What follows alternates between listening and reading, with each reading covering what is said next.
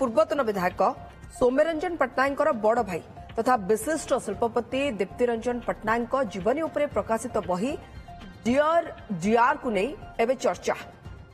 ए बही में बीजेडी सरकार समय नंबर 2 कहुवा वीके पांड्यान संपर्क में उल्लेख रही।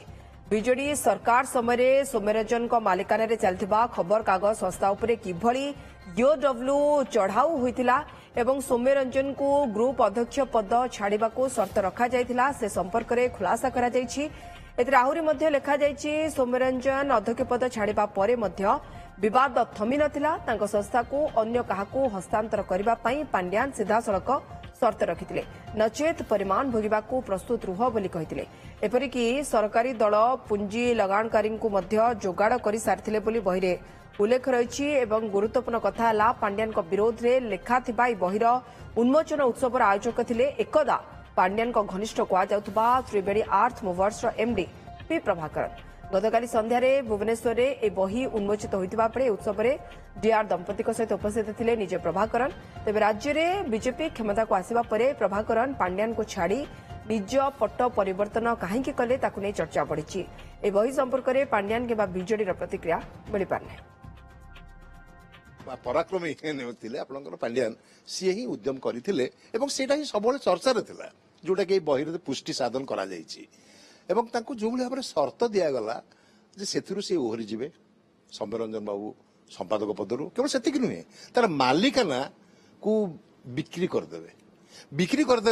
पुणी सी दल गोटे राजनीतिक दल जोगाड़ करदब लोक जी किणवे डीआर पट्टनायक परिवार आउ जन सौम्य बड़ भाई आउ जड़े सी जड़े व्यवसायी पाखे प्रचुर अर्थ अच्छी 51% शेयर दिज्व बही भितर अनेक समय अकुआ कथा बुझी जाए तो से दृष्टि मुझे कहबी से लोकटा होती निजे प्रभाकरन बोल मुझे सीधा भाव में ये एक प्रस्ताव दि जाए प्रभाकरन जी की बर्तमान होती सबुठ बड़ जड़े बिजनेसमैन एवं समग्र खनि व्यवसाय हाथ में अच्छी ये जड़े खनि मालिक होती डीआर पट्टनायक तेणु भर संपर्कटा कौन से स्पष्ट सूर्यालोक भली स्पष्ट।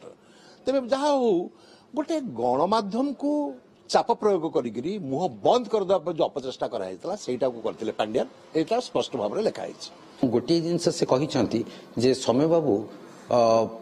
जड़े व्यवसायी होगापी अनुपयुक्त ये जे सौम्य बाबू सब निज आदर्श था सी सरकार थांतु कि सरकार न थांतु तांकर निजस्व आदर्शटा से सब बजाय रखी आसे पर्यंत तेणु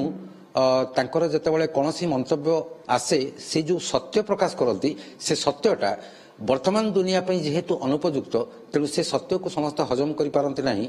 तेणु सौम्य बाबू क्षति पड़ती।